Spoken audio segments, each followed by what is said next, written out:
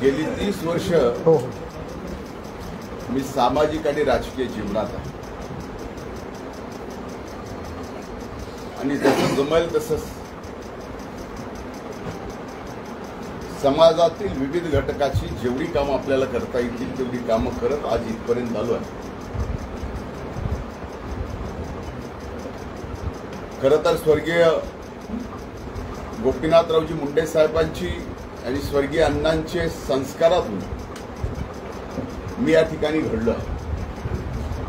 जात पात धर्म पाळायचा नाही ही शिकवण मला स्वर्गीय मुंडे साहेबांनी आणि अण्णांनी दिलेली आहे।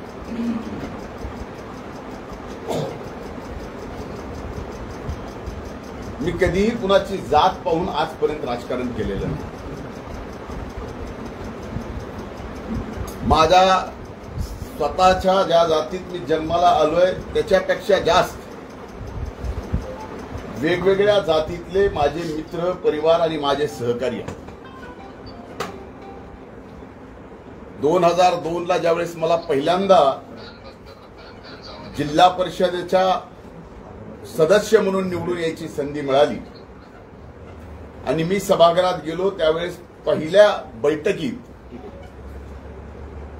मराठा समाजाला आरक्षण मिळालं पाहिजे असा ठराव बीड जिल्हा परिषदेमध्ये मी घेतला आणि महाराष्ट्रातली ती पहिली जिल्हा परिषद होती की ज्यामुळं त्या एका ठरावावर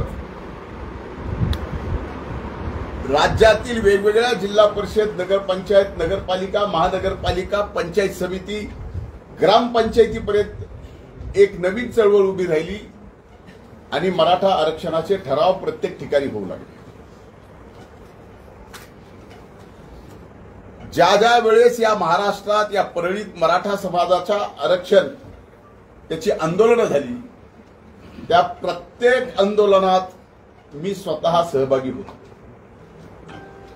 अगदीच काय लोकसभेची निवडणूक झाल्यानंतर परळीमध्ये जे मनोज जरांगेंचं आंदोलन झालं त्या आंदोलनाला जागा देण्यापासून पाणी देण्यापासून आंदोलनाला येणाऱ्या अनेक सहकार्यांना वाहनं देण्यापर्यंत आम्ही या ठिकाणी मदत केलेली आहे।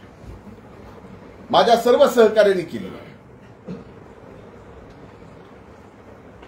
समाजाच्या लढ्याचे नेतृत्व करणारे त्या काळात स्वर्गीय अण्णासाहेब जावळे स्वर्गीय विनायकराव मेटे छत्रपती संभाजी महाराज यांच्या सोबत खांद्याला खांदा लावून मराठा आरक्षणाच्या लढाईत मी उतरलेलो। जगात 58 मराठा लाख मराठाचे मोर्चे निघाले। एक आदर्श जगात घडवला। त्या मोर्चामध्ये मुंबईच्या मोर्चात मला सहभागी होता आलं आणि त्या मोर्चामध्ये जर बोलायचं असेल तर बोलण्याची संधी सुद्धा त्या ठिकाणी मला दिली गेली होती। मी 5 वर्ष राज्याचा विरोधी पक्ष नेता म्हणून काम केलं। 5 वर्षाच्या त्या काळात जेवढी आंदोलनं झालं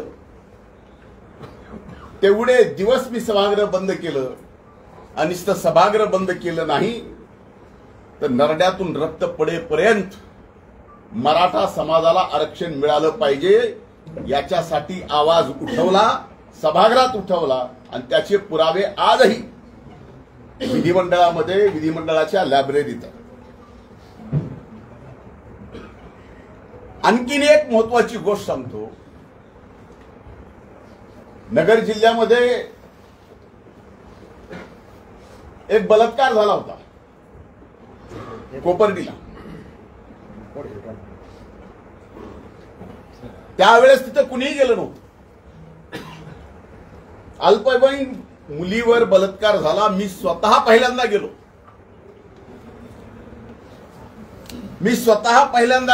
अधिवेशन चालू होतं। दुसऱ्या दिवसापासून ते सर्व आरोपी अटक करेपर्यंत अधिवेशन सुद्धा चालू दिलं नाही। ही मराठा समाजाच्या प्रती आमची प्रामाणिक निष्ठा आहे।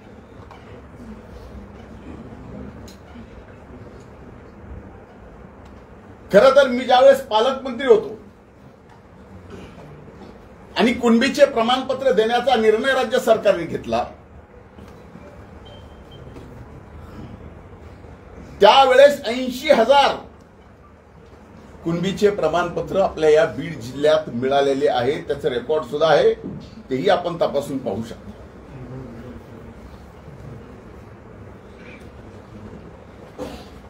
मंत्री म्हणून मला ज्यावेळेस त्यांचं उपोषण सोडायला लावलं मनोज जरांगेंचं, त्यावेळेस माझ्या हाताने त्यांनी एकदा उपोषण पण सोडलं.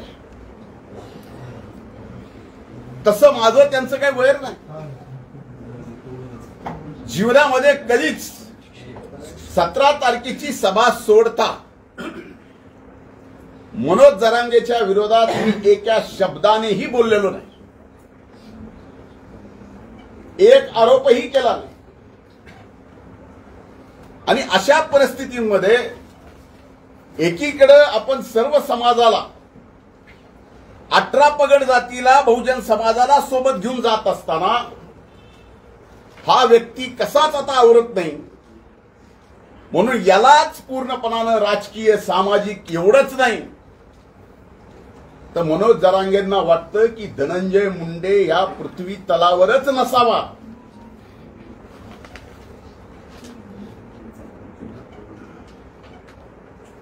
यासाठीही धडपडा. मी 17 तारखेच्या सभेत सुद्धा त्यांना 2च प्रश्न विचारले होते. त्या 2 प्रश्नाच्या उत्तर आतापर्यंत या ठिकाणी मिळालेले नाहीत. माझी विनंती आहे माध्यमांना की हे 2 प्रश्न पुन्हा एकदा आपण विचारा. आपण लोकशाहीचे 4था स्तंभ आहात. मी पहिला प्रश्न विचारला होता की मराठा समाजाला खरंच ओबीसी मध्ये जाऊन फायदा आहे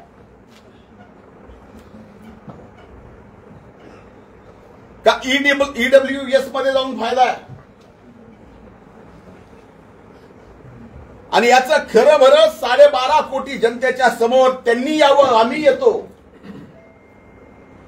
महाराष्ट्राच्या जनतेच्या समोर एकदा होऊन जाऊ द्या की फायदा ईडब्ल्यूएस मध्ये, फायदा ओबीसी मध्ये. त्याचं उत्तर नाही आलं.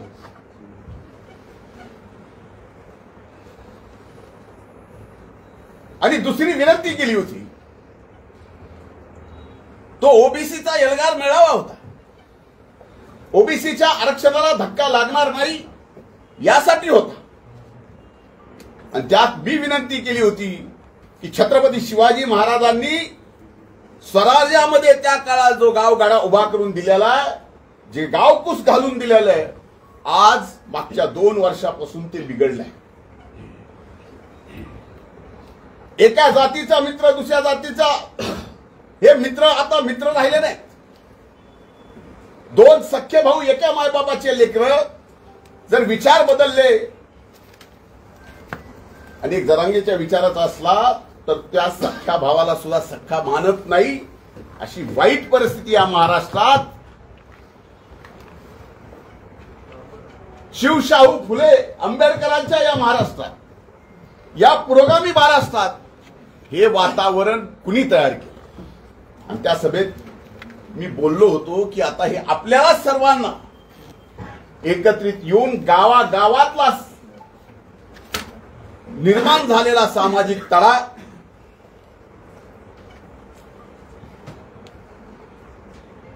आपल्याला त्या ठिकाणी नीट घडी बसवावी लागेल. मला आजही आठवतं की या बीड जिल्ह्यामध्ये एका फोनवरून एका लोकप्रतिनिधीला एक जणांनी फोन केला आणि त्या लोकप्रतिनिधींनी सांगितलं की याला काय ग्रामपंचायतीला निवडून आलेत का जरांगे. त्यावेळेस ज्यांची ज्यांची घरं जाळली ती घरं मराठा समाजाची जाळली, ओबीसी मधल्या अनेक जणांची घरे जाळली. ही प्रवृत्ती कुणाची आहे? हे पिल्लावळे जे आता तयार झाले घर जाळण्यासाठी, कुणालाही संपवण्यासाठी, हे कुणाचे?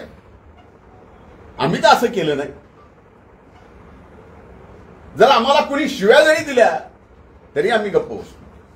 अरे माझे तर उदाहरण माझे सहकारी सांगतील, तलवारीनं मला मारायला आलेले ज्यावेळेस लक्षात आलं, दुसऱ्या दिवशी माझ्या घरी आले, मी त्यांची गळा भेट करून बसून त्यांना चहा पाजला.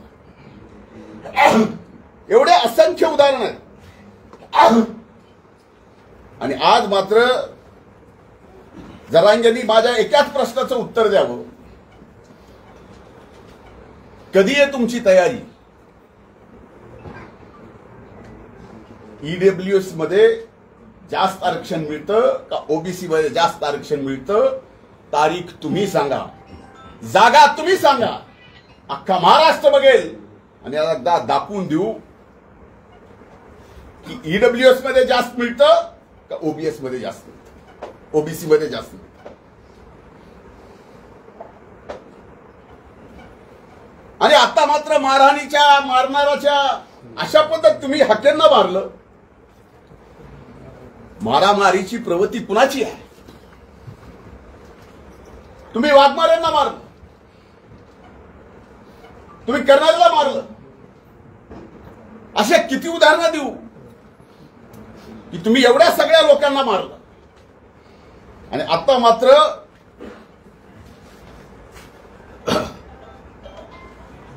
काही लोक मला भेटले, मी कट केला, मी त्याच्या पाठीमागे, माझ्या जीवाला धोका आहे. आता इथं परळीची मायबाप जनता सुद्धा बसलेली आहे. मला धोका, माझ्याकडून त्यांना धोका काय? माझं त्यांचं बांधाला बांध आहे? माझं त्यांचं वैर काय? माझं त्यांचं वैर एवढंच आहे की तुम्ही ओबीसीच्या आरक्षणाला धक्का लावू नका, मराठा आरक्षण घ्या. त्या लढाईमध्ये सुद्धा आम्ही तुमच्या खांद्याला खांदा लावून चढू. 2 दिवसांनी निवडणुकीच्या तोंडावर काहीतरी नावं घ्यायची. आता मी गेस्ट हाऊसला दर सोमवारी बसतो. अनेक सहकारी आहेत, अनेक जण येतात, भेटतात, बोलतात. कुणाला बाजूला जाऊन बोलावं लागतं. आता जे अटक केले त्यापैकी कुणी मला भेटला असेल, बाजूला जाऊन बोलला असेल.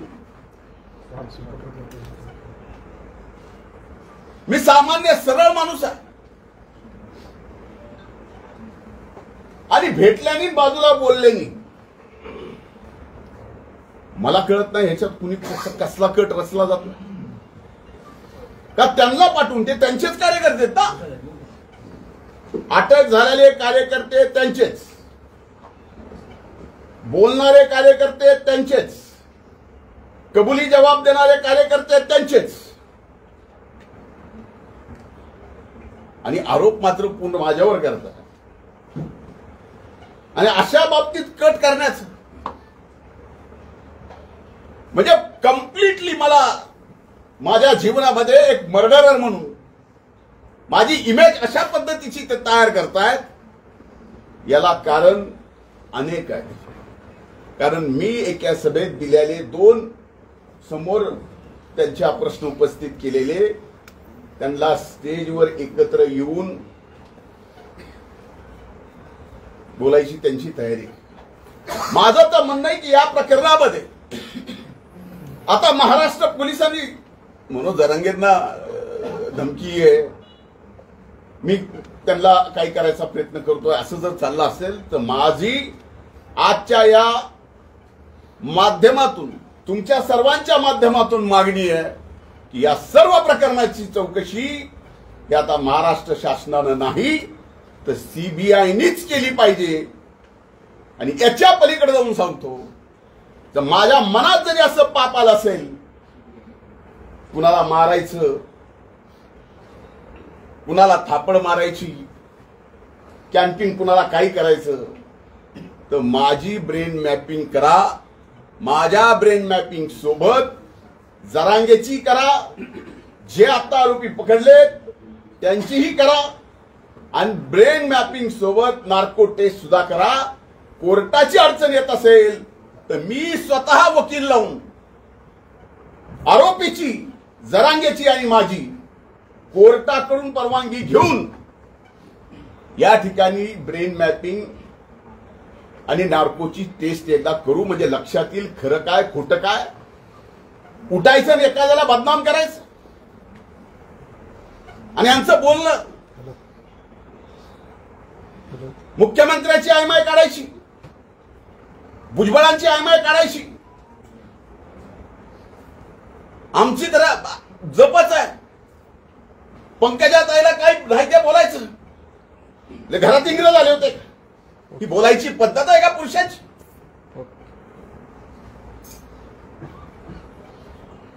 आपल्यापैकी कुणाला आपल्या आई बहिणीवर जर शिवी दिली तर राग येणार नाही, पण तरी सुद्धा गप गुमान आम्ही तो राग गिळलाय. का तो हो, आम्हाला सुद्धा वाटतं की मराठा समाजाला आरक्षण दिलं गेलं पाहिजे, पण ते ओबीसीच्या आरक्षणाला धक्का न लागता. आता त्यांच्याकडे काय आहे, काय दाखवणार आहे, 4 दिवसानं काय दाखवणार आहे मलाही म्हणता येतं. माझ्याकडे काय आहे काय नाही, 4 दिवसांनी काय दाखवायचं. आज आर्टिफिशियल इंटेलिजन्सनी काही तयार करता येतं, काही. आता माझ्या मध्ये फोनवर बोलणं झालं, एकमेव माझा फोन आहे जो 24 तास चालू असतो. मी का चालू ठेवतो? का माझ्या आजूबाजूला आणि ज्यांचा सगळ्यात जास्त माझ्यावर विश्वास आहे ते गरीबातले गरीब माणसं, आणि त्यांना कुठलीही अडचण आली तर त्या अगोदर माझा फोन लावतात, त्यांची अडचण होऊ नये म्हणून मी माझा फोन चालू ठेवतो. सहकार्याला तो बोलतोच, पण त्यांच्या अडचणी सोडवतो.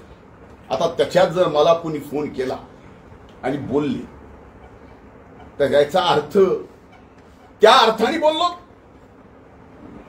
त्यांना संपवण्याच्या ह्याच्या संबंधित बोललो, कशासाठी?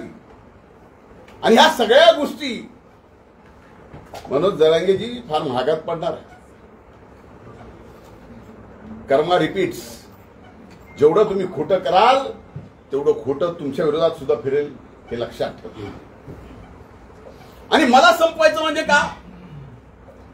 मी त्या दिवशी पहिल्यांदा ओबीसी एल्गार, पहिल्यांदा जीवनात ओबीसीचं आरक्षण तशाला तसं राहिलं पाहिजे म्हणून मी व्यासपीठावर गेलो.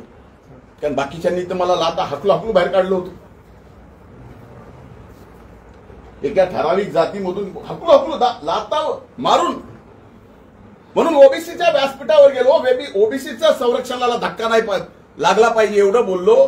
आणि त्याच्यासोबत आणखीन एक गोष्ट बोललो की जरांगेंच्या आंदोलनाच्या काळात जे 500 मराठा समाजाच्या बंधू भगिनींनी आपली प्राणाची आहुती दिली, हे सगळं आरक्षण जे आहे हे कसं मिळणार होतं, काय मिळणार होतं त्यांनाच माहित, पण त्यांनी त्यांना फसवलं म्हणून 500 जीव गेले. सुरुवातीलाच ईडब्ल्यूएस जर विषय झाला असता तर त्या 500 जणांचा जीव वाचला असता, नाहीतर त्या 500 जणाला कुठं ना कुठं आज नोकरी लागलेली पाहायला मिळाली असती. तुम्ही सगळ्या गोष्टी विध्वंसकच करता. ह्याला संपून टाकील, आता मला संपून टाकील म्हणले.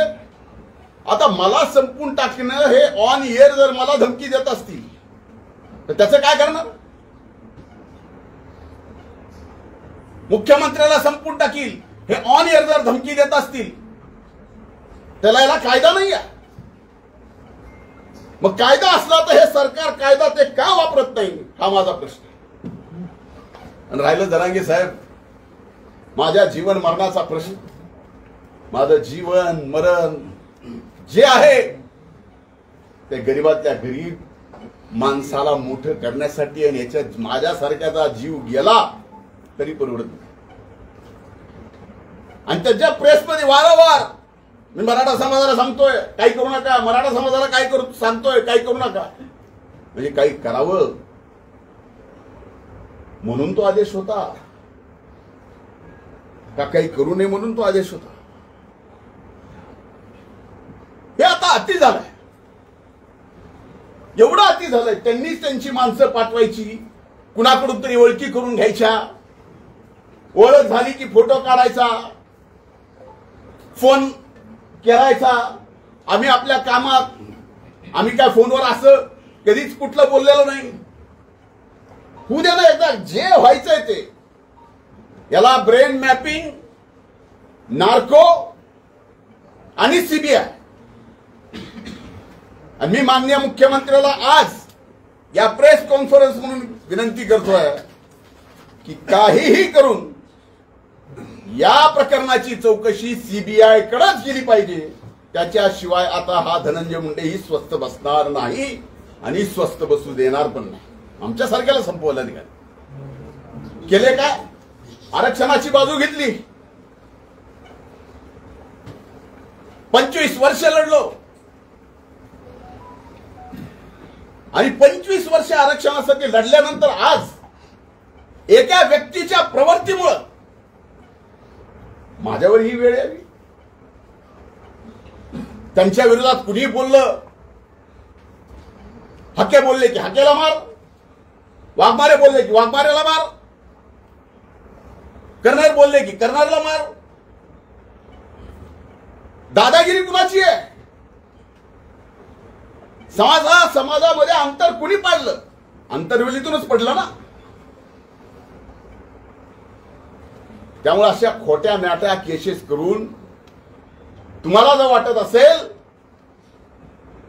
की या बहुजन समाजाचा, ओबीसी समाजाचा माझ्यासारखा एक कार्यकर्ता गप राहील, असं नाही. तुम्ही जरा तुमचं मागून बघा. तुमचे मेहण्याचे वाळूचे ट्रक किती पकडले? मी आता सरकारला विचारणार आहे, काय त्यात ऍक्शन झाली?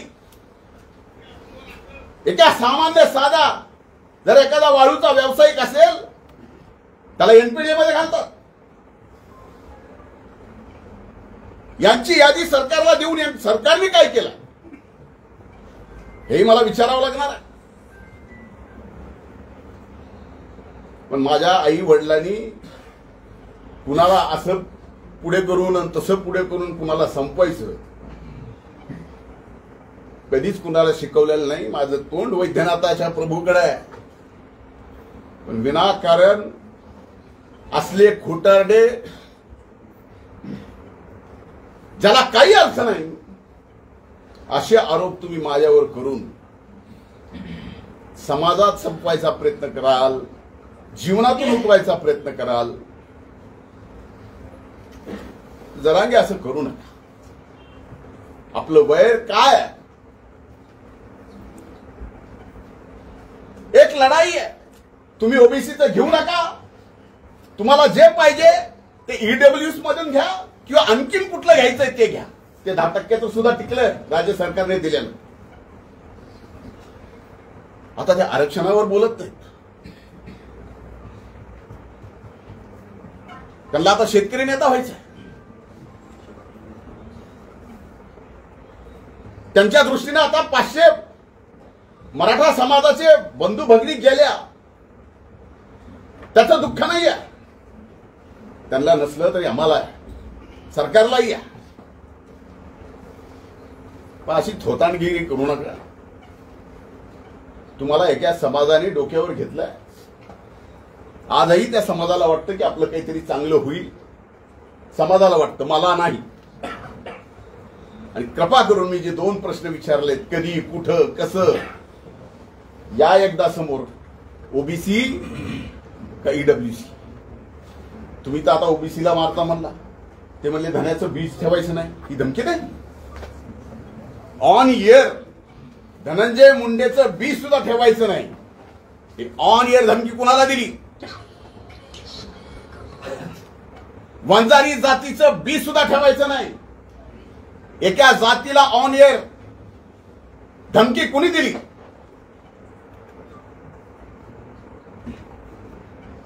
ओबीसीचे सगळे बीला बी या महाराष्ट्रातून उपटून टाका. धमकी कुणी दिली? जरांगे, जर सगळंच अधिकार तुमच्याकडे आहेत आणि सरकार जर तुमचंच ऐकत असेल तर या अख्ख्या ओबीसी समाजाला गोळ्या घाला आणि महाराष्ट्रातून संपूर्ण टाका ना.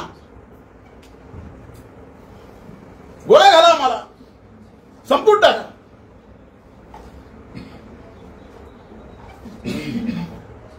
आज सगळ्या यंत्रणा जर तुमच्या म्हणण्यावर चालत असतील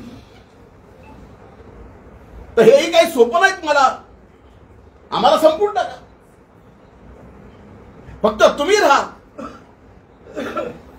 मला आजही आठवतं ज्यावेळेस 17 तारखेच्या सभेत मी ईडब्ल्यूएस आणि ओबीसीचा मुद्दा काढला त्यावेळेस मराठा समाजातल्या अतिशय हुशार तत्वज्ञानी शिकलेल्या असंख्य लोकांनी फोन करून म्हणले तुम्ही जी भूमिका घेतली तीच बरोबर आहे, तिथंच न्याय मिळू शकतो. मराठा समाजातल्या अनेक तरुणांनी अनेक माझ्या सहकार्यांनी म्हणले ही भूमिका घेतली ईडब्ल्यूएसची तरच फायदा, असा फायदा होत. मग एकीकडे आम्ही सुद्धा इतर समाजाचे असून मराठा समाजासाठी लढलो आणि आज जर कुठं काय मिळत असेल आणि ते मिळत असतील आणि ओबीसीच्या आरक्षणाला धक्का न लागता मिळत असेल तर द्यायला काय अडचण आहे. रोज उठलं की एक धरायचा, त्याला हाणायचं ह्याच्या आईला आणि त्याच्या आईला. अरे म्हणजे आमच्या सगळ्यांच्या आया बहिणी फक्त त्यांना शिव्या द्यायला ठेवल्यात. ऑन एअर काही बोलायचं, ऑन एअर बोललेलं त्याची साधी एनसी सुद्धा जर सरकार घेत नसेल. म्हणून माझी विनंती की हे प्रकरण सीबीआय कडेच गेलं पाहिजे आणि या प्रकरणामध्ये जे जे असतील त्यांच्या सगळ्यांची माझ्या सहित, माझ्यावर आरोप केलाय ना, माझ्या सहित ब्रेन मॅपिंग आणि नार्को टेस्ट करा आणि एकदा महाराष्ट्राच्या 12.5 कोटी जनतेला कळू द्या. विनाकारण एकदा एखादी 15 मिनिटाची प्रेस घेऊन एखाद्या व्यक्तीचं 30 वर्षाचं संबंध राजकीय आणि सामाजिक काम तुम्ही संपवायला निघाला असाल. आता जनता सुद्धा दूधखोडी राहिलेली नाही. तुमचंही काय चाललंय काय नाही, बुडाखाली काय चाललंय, कुठून काय चाललंय, कसं काय चाललंय. आम्ही 5 वर्ष विरोधी पक्ष नेते होतो. आम्हालाही बऱ्याचशा गोष्टी असं काही कारण नाही समजायला की आमच्याकडे नाही. आम्ही शांत आहे. आम्हाला सबंध समाज एकत्र करायचा. पुन्हा या महाराष्ट्रात शिवछत्रपती शिवाजी महाराजांचा तो गावकूस उभा करायचा आहे. म्हणून आम्ही दम धरलेला आहे. मला एवढंच बोलायचं होतं. माझं निवेदन संपलंय. धन्यवाद. भाऊ, यामध्ये त्यांनी वेगवेगळे आरोप केले. तर काही लोक नेमून गाडीमध्ये रेकॉर्डिंग करणं किंवा गाडीचं लोकेशन ट्रेस करणं असे देखील प्रकार केले जातात, असं देखील त्यांनी आरोप केला. आता मला सांगा की कुणाच्या गाडीचं लोकेशन ट्रेस करणं मला बंद पडलंय. मला काय बंद आहे कुणाच्या गाडीचं लोकेशन ट्रेस करणं? आणि माझं काही तेच काम आहे. ह्याला आरोप म्हणतात ही थोतांडगिरी आहे. मी कुणाच्या तरी गाडीत मोबाईल टाकतो. अरे एवढे मोबाईल आहेत होय माझ्याकडेच का मोबाईलची फॅक्टरी आहे? अर्थहीन बोलायचं, माध्यमांनी घ्यायचं, चालवायचं, टीआरपी मिळते. आता माझ्या प्रश्न आणखी मिळेल. कुणाला सोडलंय तुम्ही? कुणालाच नाही.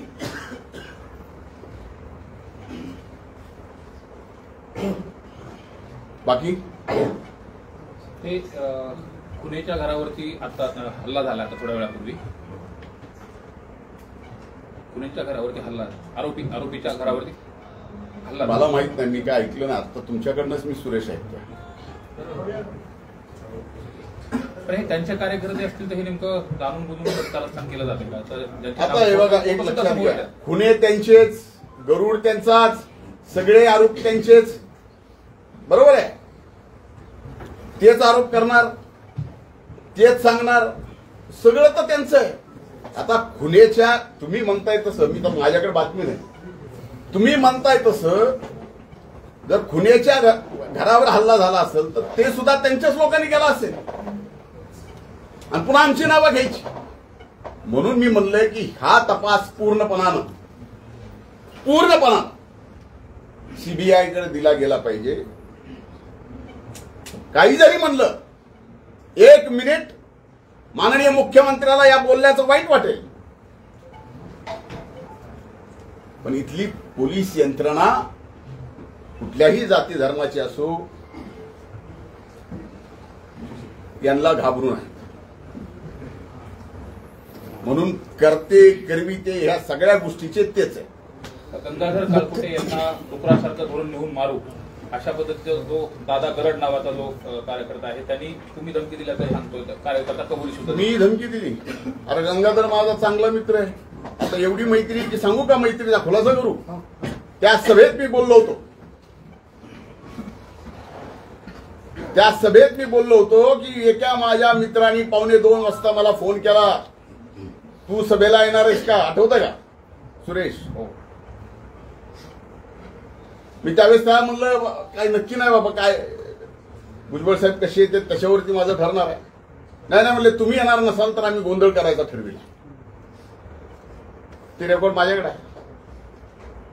हेच ते काळकुटे लोकसभेला फॉर्म भरला कसा, त्यावेळेस माझ्याकडे येऊन 4-4, 8-8 तास बसायचे. कसे, कशासाठी? फॉर्म भरला पण प्रचार नाही का? आता हे एवढं आणखीन डिटेल समजून सांगण्या एवढे सुरेश तुम्ही.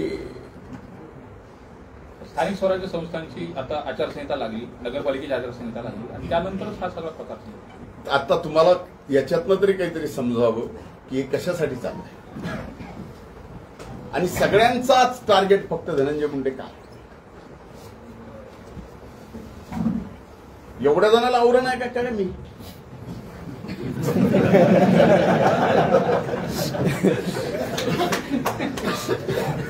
कमाल आहे. आता मला त्या दिवशीच्या सभेत मी इथे ईडब्ल्यूएस ओबीसीचा मुद्दा काढला, त्याच्यामुळे राग आला का? चष्मा पाठवला नाही त्याच्यामुळे राग आला. जरांगे यांनी 2 आरोपींना भेटल्याचा आरोप केला होता. त्यांनी आणखी एक आरोप केला की तुम्ही त्या आरोपींची संभाजीनगरला 2 तासभर वाट पाहत होता. एक खोट आहे. कशाला कोणाची वाट बघू? मुख्यमंत्री व मंत्रिमंडळातील जे मंत्री आहेत त्यांना सुद्धा तुमच्यापासून धोका आहे असा आरोप तुमच्यावर केला गेला. माझ्यापासून सगळ्या पृथ्वी तलाला धोका आहे. मी काय कोविड व्हायरल झालो का काय? अचानक काय चाललंय? हे आरोप आहेत. हे काही मंत्र्यांना सुद्धा माझ्यापासून धोका. अजब आहे. साहेब, या प्रकरणी तुम्ही काही मानहानीचा दावा काही करणार आहात का जरांगे पाटलांना? मी वकिलांशी चर्चा करून त्याबाबत निर्णय करणार. मनोज जरांगे त्यांची गावठी भाषा किंवा गावाकडची भाषा या नावाखाली मुख्यमंत्री असतील, मंत्रिमंडळातील सदस्य असतील, तुम्ही असाल किंवा इतर कोणी त्यांना घालून पाडून शिवबळ शब्दात बोलतात, तरी पण त्यांच्यावर आजपर्यंत कधीही कारवाई केली गेली नाही. त्यांना स्पेशल व्हीआयपी ट्रीटमेंट सरकार देतंय का? मी तेच, तुम्ही प्रश्न उपस्थित करायच्या अगोदरच हे विषय बोललो. मी स्वतःच प्रश्न विचारला की ऑन एअर जर ते मान्यवर कॉन्स्टिट्युशनल पोस्टच्या तिथं बसलेल्या मुख्यमंत्र्यापासून, उपमुख्यमंत्र्यापासून, मंत्र्यापासून आमच्या सगळ्यापर्यंत कुणाची आयमाय काढायची ऑन एअर, आणि त्यात सरकार काय करणार नाही?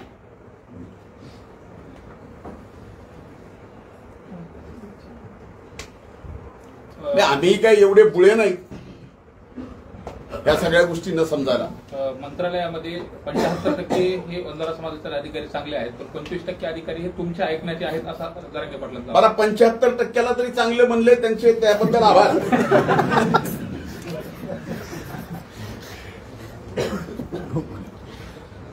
चला ठीक आहे, ओके, आभारी सगळ्यांचा. भाऊ कायदेशीर हे करणार तुम्ही, कायदेशीर बाजू काही? मी म्हणलं ना की माझ्या वकिलाशी चर्चा करून मी थँक्यू.